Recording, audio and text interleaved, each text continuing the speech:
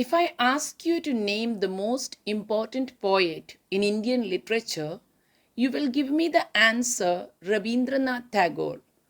Rabindranath Tagore has written our national anthem, Janagana Mana, which is respected throughout the world. If I ask you to name the most important jewel of Indian architecture, you will tell me the Taj Mahal. Today we have a poem written by Rabindranath Tagore on Taj Mahal. So let's see. Taj Mahal. You knew Emperor of India, Shah Jahan, that life, youth, wealth, renown all float away down the stream of time. Your only dream was to preserve forever your heart's pain. So here we see that the poem starts by Tagore addressing this king, the great emperor Shah Jahan. He tells him, you knew that life was transient. You knew that life, youth, wealth, renown, all the fame that you had acquired, your importance as an emperor, everything was short lived. You knew that the only thing that can be preserved was your heart's pain. So, why is the poet talking about the emperor's heart's pain? History tells us that Shah Jahan had ordered the great Taj Mahal, the great white marble monument, to be built in honor of his wife because he was grieving for his wife, Mumtaz Mahal, his companion and beloved wife of many years, had died during childbirth. She died as she gave birth to their 14th child. The grief stricken emperor ordered a great mausoleum to be built to honor her. He knew that only art would go on, only art would be permanent. So, the harsh thunder of imperial power would fade into sleep, like a sunset's crimson splendor. But it was your hope that at least a single eternally heaved sigh would stay to grieve the sky. So beautifully, Tagore tells us, he compares the Taj Mahal to an eternally grieved sigh. So grief stricken was the emperor. And his whole life came to a standstill as his beloved wife died, that he commanded something so great that it would be forever a sigh of in India. It would be a monument of grief and love. Today, the Taj Mahal is known as an emblem of love. People go on tours. Most of you would have seen it. Definitely, everybody has seen pictures of this great monument. Taj Mahal has been the inspiration for many movies, many love stories, love songs, poetry, for all manner of art. So many miniatures of the Taj Mahal are made. So the poet says that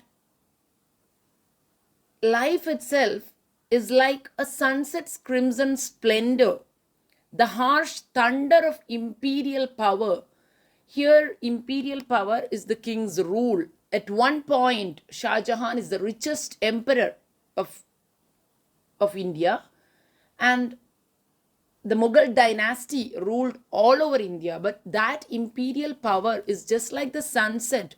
One moment you are looking at the sunset, and the next moment the sun goes and it becomes night. So, this is very, very temporary. It is only for the moment. But the Taj Mahal was continued to inspire generations.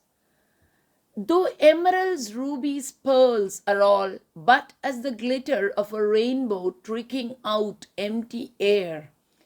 Like a rainbow coming in the sky, like air tricking out, that was the time limit of the emeralds, rubies, pearls. the king would have earned a lot of wealth as spoils of war. He would have conquered many countries, and many kings, many ordinary people would have paid homage to him by giving him wealth, by giving him horses, by giving him all manner of material wealth. There would be material jewels brought from all over the world in order to please this king. They would be placed on his crown, on his throne, and he would be owning it all. But for how long is it? As though we were in a dream, we know that all humankind must finally succumb to death and must pass away, yet still one solitary tear would hang on the cheek of time in the form of this white and gleaming Taj Mahal. So Tagore tells that only one tear, the tear is the great Taj Mahal. The Taj Mahal is built in Agra, or is built on the banks of the river Yamuna in Uttar Pradesh. Every day we see people going to see the Taj Mahal. Visitors from all over know the story of this love that the King Shah Jahan had for his wife Mumtaz Mahal. And here the Rabindranath Tagore speaks about the binary opposite of permanence and transience. Because all life is mortal. If we look at it, Shah Jahan, the young Mumtaz Mahal, for whom this monument, this mausoleum is built, she dies a young woman. Soon, or at least in a few years more, the emperor too follows his wife into the land of unknown of death. The Mughal dynasty itself follows suit. After that, the British Empire comes to India. They too have their time, and they too pass on in the stream of time. Then comes free India. We see different governments, various generations going on, but the Taj Mahal lives through it all. So here, even art is not permanent. Nothing is permanent in this universe, but art has slow time compared to human life, which is very fast, and within moments it finishes, it is over. So John Keats, in his Ode to a Grecian Urn, he says, "Thou still unravished bride of quietness, thou foster child of silence and slow time." He calls the Grecian urn a foster child of silence and slow time. The word slow time is used by Keats. It is the same feeling that Tagore also gives. Art has slow time, while human life or any life on earth has fast time. But even art one day will succumb to change, but that will be after a very long period. In the Ode to Grecian Urn, he says, "You are a bride of quietness, you are a foster child of slow time," because the Grecian urn too lives on to tell so many stories to the coming generations. So here we see some of the devices used are, there is metaphor, the stream of time, then there is simile, that is the imperial power, the thunder of imperial power. There is imagery, definitely so much of imagery is there. That is the rubies, the glitter of a rainbow, all a solitary tear hanging in the sky. These are all imagery. There is also auditory imagery, that is harsh thunder, that is you get the feeling of listening to sound too. And yes, Tagore is one of the literary giants of India, no doubt. He is most famous for his Gitanjali and his Rabindra Sangeet. He was a poet, a composer, a playwright, a story writer, a drama artist, an author of many novels. He has won the Nobel Prize for his Gitanjali. He was a freedom fighter, a political activist. The Shanti Niketan and Vishwa Bharati are two educational institutions founded by him.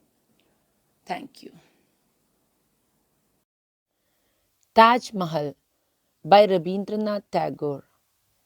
You knew, Emperor of India, Shah Jahan, that life, youth, wealth, renown all float away down the stream of time. Your only dream was to preserve forever your heart's pain.